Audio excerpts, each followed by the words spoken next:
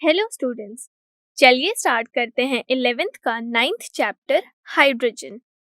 इस चैप्टर में हम हाइड्रोजन एलिमेंट के बारे में डिटेल में पढ़ेंगे। स्टूडेंट्स, आपने पीरियोडिक टेबल में यह तो पढ़ा ही है कि पीरियोडिक टेबल में बहुत से एलिमेंट्स होते हैं और उनमें हाइड्रोजन जो है वह यूनिवर्स में सबसे ज़्यादा एबंडेंट एलिमेंट होता है। और स्टडीज से यह भी पता लगाया गया है कि यूनिवर्स का जो टोटल मास है उसका 70% तो हाइड्रोजन ने ही ऑक्यूपाई कर रखा है। हालांकि लाइट नेचर की वजह से अर्थ के एटमॉस्फेयर में हाइड्रोजन कम एबंडेंट होता है।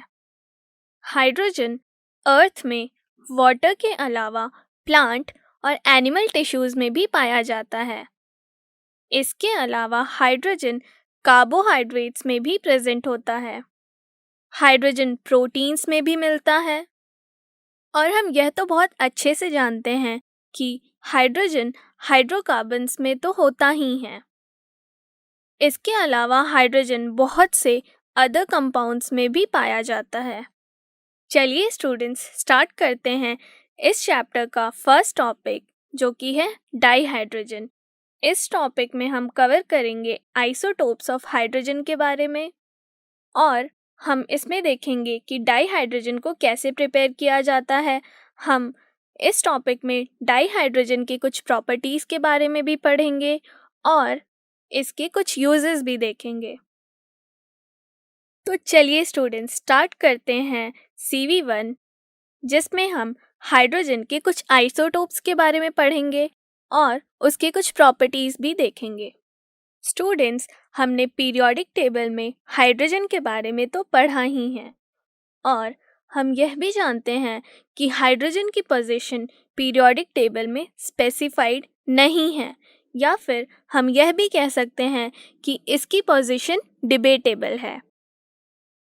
स्टूडेंट्स, हम यह भी जानते हैं कि हाइड्रोजन की प्रॉपर्टीज़ अल्कली मेटल्स और हैलोजेंस दोनों से ही थोड़ी बहुत रिसेंबल करती हैं। हाइड्रोजन की तरह ही अल्कली मेटल्स के भी आउटरमोस्ट शेल में एक इलेक्ट्रॉन प्रेजेंट होता है और यह एक इलेक्ट्रॉन लूज करके यूनिपॉजिटिव आयन फॉर्म कर लेता है, जिससे यह स्टेबल इलेक्ट्रॉनिक कन्फिगरेशन अटेन कर लेता है। उसी प्रकार से हैलोजेंस की तरह हाइड्रोजन एक इलेक्ट्रॉन गेन करके यूनी नेगेटिव आयन फॉर्म कर सकता है और स्टेबल इलेक्ट्रॉनिक कन्फिगरेशन अटेन कर लेता है। स्टूडेंट्स, हमने अभी यह देखा कि हाइड्रोजन और अल्कली मेटल्स में बहुत सी सिमिलैरिटीज़ होती हैं, पर इन सिमिलैरिटीज़ के बावजूद इनमें कुछ डिससिमिलैरिटीज़ भी होती हैं, जिसकी वजह से हम हाइड्रोजन को अल्कली मेटल्स के साथ प्लेस नहीं कर सकते। तो चलिए इनके कुछ डिससिमिलैरिटीज़ देख लेते हैं। हाइड्रोजन की आयोनाइजेशन एंथैल्पी बहुत हाई होती है as compare to alkali metals, जिसकी आयोनाइजेशन एंथैल्पी लो होती है। वहीं यदि हम बात करें अल्कली मेटल्स की, तो हमें पता है कि अल्कली मेटल्स के सारे एलिमेंट्स मेटालिक नेचर के होते हैं। वहीं हमें यह भी पता है कि हाइड्रोजन नॉन मेटालिक कैरेक्टर का होता है।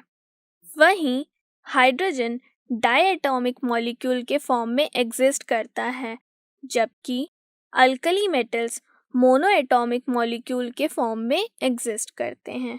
हाइड्रोजन गैसियस स्टेट में होता है, वहीं अल्कली मेटल्स सॉलिड स्टेट में प्रेजेंट होते हैं।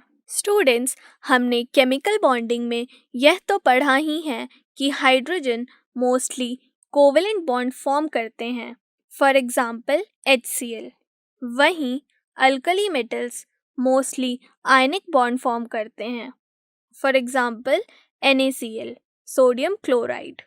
स्टूडेंट्स, हमने यह देखा कि हाइड्रोजन और हैलोजेंस में बहुत सी सिमिलैरिटीज़ होती हैं, पर इन सिमिलैरिटीज़ के बावजूद भी इनमें कुछ डिससिमिलैरिटीज़ होती हैं, जिसकी वजह से हाइड्रोजन को हैलोजेंस के साथ प्लेस नहीं किया जा सकता। तो चलिए इनके कुछ डिसिमिलैरिटीज देख लेते हैं। स्टूडेंट्स, हम ये जानते हैं कि हैलोजन एक इलेक्ट्रॉन गेन करके इजीली हैलाइड आयन फॉर्म कर लेते हैं। वहीं यदि हम हाइड्रोजन को देखें तो हाइड्रोजन की hydride ion that is H- ion form करने की टेंडेंसी बहुत कम होती है। और यदि हम हाइड्रोजन के मॉलिक्यूल की बात करें तो इस मॉलिक्यूल में किसी भी एटम में कोई भी अनशेयर्ड इलेक्ट्रॉन पेयर प्रेजेंट नहीं होता है। दूसरी तरफ अगर हम हैलोजन के मॉलिक्यूल की बात करें तो हैलोजन के मॉलिक्यूल के हर एटम में 3 अनशेयर्ड इलेक्ट्रॉन पेयर प्रेजेंट होते हैं। हाइड्रोजन न्यूट्रल ऑक्साइड फॉर्म करता है, for example H2O।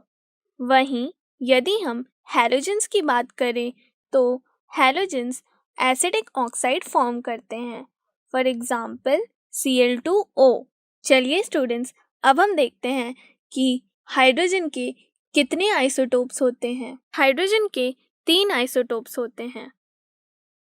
First is protium, deuterium जिसे हम D से भी रिप्रेजेंट करते हैं, और the third one is tritium जिसे हम T से भी रिप्रेजेंट करते हैं।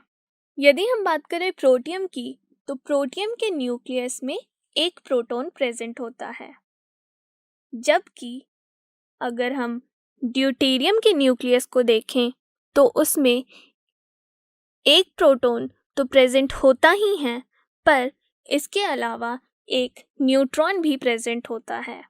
और वहीं ट्रीटियम के न्यूक्लियस की बात की जाए तो ट्रीटियम के न्यूक्लियस में एक प्रोटॉन तो होता ही है, पर इसके अलावा 2 न्यूट्रॉन भी प्रेजेंट होते हैं।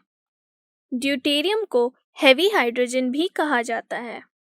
1934 में हैरोल्ड सी यूरी ने ड्यूटेरियम और प्रोटियम को फिजिकल मेथड से सेपरेट किया था, जिसकी वजह से इन्हें नोबेल प्राइज भी मिला था। और यदि हम इन तीनों आइसोटोप्स के रिलेटिव एबंडेंस की बात करें तो तीनों आइसोटोप्स में प्रोटियम सबसे ज़्यादा एबंडेंट होता है। वहीं ड्यूटेरियम की एबंडेंस 0.0156% ही होती है, और यह मोस्टली HD हाइड्रोजन ड्यूटेरियम के फॉर्म में एग्जिस्ट करता है। वहीं यदि हम ट्रीटियम की बात करें तो यह इतनी कम मात्रा में प्रेजेंट होता है कि हम इसके रेशियो को अगर देखें तो प्रोटियम इस टू ट्रीटियम का रेशियो होगा 10⁻18:1। इन तीनों आइसोटोप्स में सिर्फ ट्रीटियम ही रेडियो एक्टिव एलिमेंट है। तो स्टूडेंट्स, आप इस टेबल में हाइड्रोजन, ड्यूटेरियम और ट्रीटियम की कुछ प्रॉपर्टीज़ को देख सकते हैं और इनके कुछ प्रॉपर्टीज़ को कंपेयर कर सकते हैं।